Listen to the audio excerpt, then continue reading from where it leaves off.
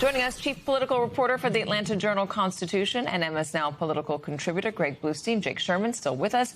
Jake, let's talk for a second more on the Texas race. This endorsement is it tricky? Is it risky for the president to endorse Ken Paxton, the controversial lieutenant governor out there? I'm sorry, the Texas AG out there?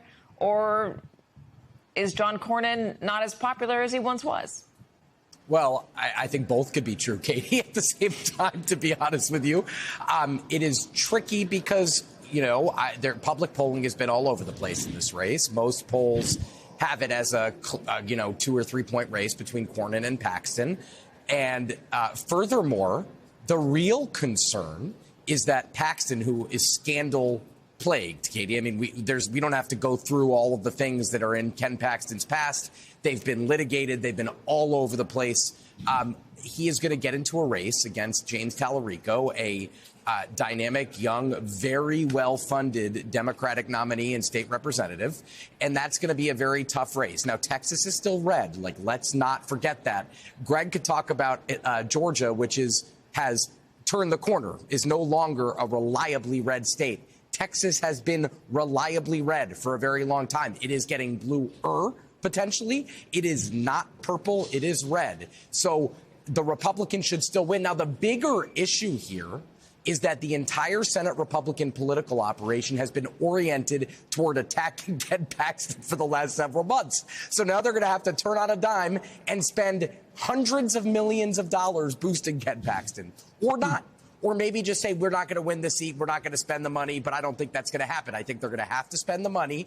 And the real hope is, from Republicans, that Donald Trump's political operations, all of his various super PACs and organizations that are in his control or ostensibly in his control, will spend the $300 to $500 million, part of that, to boost Paxton in this race, and Paxton's going to need it because, again, Tallarico has a lot of money. Democrats have a lot of money, too.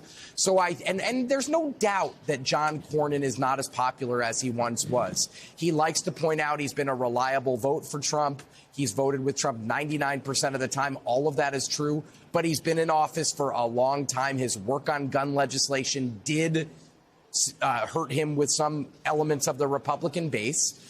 And I think people are ready for something new. I think the polls and the primary showed that. So, yes, it's risky, but also this is the direction Republicans are going, and they're going to have to try to make it work for them in what's expected to be a bad year for the GOP.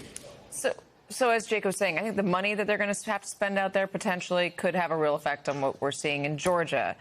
There are currently 3 GOP candidates that are going up against Jon Ossoff. There's Rep. Mike Collins, Derek Dooley, and Rep. Buddy Carter, all again going up against Ossoff, who is running unopposed. What's it look like? What's it feel like down there in Georgia? Yeah, I mean, it's going to be a really close three Republican battle right now to take on Ossoff. You've got 2 incumbent Congress members, and you've got the outsider, Derek Dooley, who no one would have ever guessed a year and a half ago that Derek Dooley would be a candidate for this office. He had not made any sort of political murmurings at all. But Governor Kemp helped recruit him, and he is his most important ally. And that's kind of kept Donald Trump on the sidelines here, right? Not for lack of trying from all 3 of these Republicans. They've all sought his endorsement. They're all running to varying degrees as MAGA-friendly candidates. I'd say the 2 congressmen more so than Derek Dooley, but Derek Dooley is still embracing Trump's agenda and Trump's banner. But the big question is whoever emerges in the likely runoff that will go into June, whether or not either those 2 candidates will get Trump's endorsement going forward, because it's close to a golden ticket again in Georgia. Let me play a little bit of sound from voters in Marietta, Georgia. What do you think is the biggest problem facing our country right now? Leadership. I think our leadership is more obsessed with looking in the mirror than they are with looking at what the community actually needs and what the country actually needs. It feels like we are very close to losing everything that we fought to have. And we need to be out here voting to make sure it doesn't happen. It's Donald Trump. He's the biggest problem in our country right now. It's him. 100%. What makes you so confident? I think the cruelty, I think, is just like the focus of it's how to benefit himself and the cruelty. He doesn't care about anybody, including anybody in the United States, any of the American people. He said it himself. He just wants to enrich himself, enrich his friends, and he does not care about anybody else. Greg, this is Marietta, Georgia. It is a GOP stronghold normally, and that's some pretty powerful sound there from a few women who are not happy with Donald Trump. How do people like Jon Ossoff? Because he's used quite frequently as an example among Democrats of how to campaign correctly, how to speak to voters correctly. They really lift him up as the poster boy for how Democrats should try to campaign during this midterm cycle. Yeah, he's had a unique ability to connect with those middle-of-the-road voters, like those you just saw in Marietta, which is the heart of Cobb County, used to be a Republican stronghold. That's the sort of launching pad of Newt Gingrich, of Johnny Isakson, of a number of Republican figures here in Georgia that has decisively, that area at least, has decisively flipped blue since Trump's rise to power about a decade ago. So it's really interesting how Jon Ossoff has been able to kind of frame his candidacy as a check on Trump, right, as a referendum on Trump. He's not even bothering hardly to attack his would-be opponents. I think he might wait until a single candidate emerges to go do that. Instead, though, he's framing his candidacy as a matter of checks and balances, and of course attacking Donald Trump, casting him as corrupt and ill fit for office.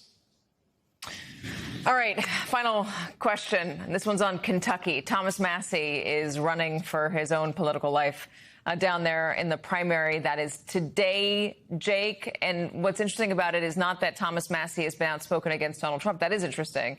It's that Thomas Massie is saying that he is the heart and soul of the MAGA movement, that Donald Trump is the one that's betrayed it. You know, it's really interesting. I saw something this morning come across my feed that said, Tom Massie said, I vote with Trump 91% of the time. The other 9%, they're standing up for pedophiles or starting new wars or bankrupting our country, which is kind of the crux of his message, right? It's not that Donald Trump has left, that I've left Donald Trump. It's that Republicans and Donald Trump have left me and the traditional conservative positions that I hold. I don't know what's going to happen with Massie. I mean, usually the obvious answer is the right answer, which is he's going to lose. But I have no real sense of that. And I think he is right. He has voted with Trump probably overwhelmingly over the last several years. He's been in Congress for some time.